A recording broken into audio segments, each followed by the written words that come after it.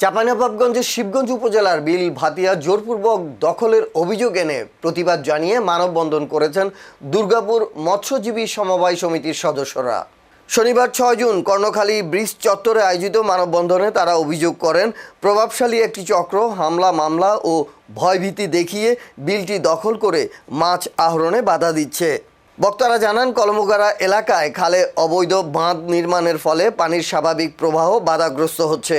এতে প্রায় 2000 একর ফসলি জমি পানির নিচে তলিয়ে যাওয়ার আশঙ্কা দেখা দিয়েছে এবং কয়েক হাজার কৃষক ও মৎস্যজীবী ক্ষতির মুখে পড়েছেন। মানববন্ধনে জামবাড়িয়া ইউনিয়নের নাসিম মেম্বার ও আব্দুল কালামের নেতৃত্বে দখল ও হামলার অভিযোগ তুলে দ্রুত প্রশাসনের হস্তক্ষেপ দাবি করা হয়। এ সময় সমিতির সভাপতি আমিনুল ইসলাম, সাধারণ সম্পাদক নুরুল ইসলাম কালু সহ স্থানীয় জনপ্রতিনিধি ও মৎস্যজীবীরা উপস্থিত ছিলেন।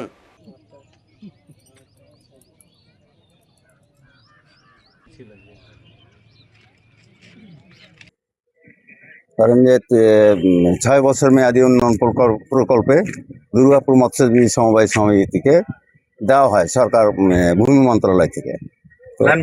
এদিকে দুইবার ডিসিআর কাটার পরে আব্দুল মালিক সাবেক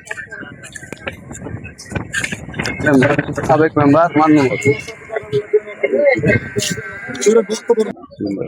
হ্যাঁ, এখন আমিনকে আর নুরুল ইসলাম কালুকে এরাকে কমিটি করা হয়েছে, সেটাই সভাপতি করা হয়েছে। হ্যাঁ, তো আমরা চাই যে এই যে কালাম যে আমি নতুন সভাপতি, এই দুই তিনটা এই সন্ত্রাসীর জন্য অমিলিকের সন্ত্রাসী এগুলা এই 2-3টার জন্য আমার জেলাকে বিল থেকে আইলো বাজারে আসতে মাত্র নতুন করে আমরা যতটি লোক আছি 24টা লোক আছি, 24টার ভিতরে সবাইকে মাছ ধরে করে টাকা ফাঁসা লিয়া নাই অন্যায় করছে, খুব উঠতে দেয় না, বিলে নামতে দেয় না। বাড়ির পিছন দিয়ে বিল ভাতিয়া বনাম ভোলাহাট শিখবজের মধ্য দিয়ে বিল ভাতিয়া জলকর। এই জলমহলটি দুর্গাপুর মৎস্যজীবী সমবায় সমিতি লিমিটেড ক্রয় করে। গত 2 বছর হলো সবাই মিলে কিন্তু ভাগ বন্টন করে খাই, সভাপতি সদস্যর মাধ্যম দিই, ওই সমিতির মাধ্যম দিই। আমরা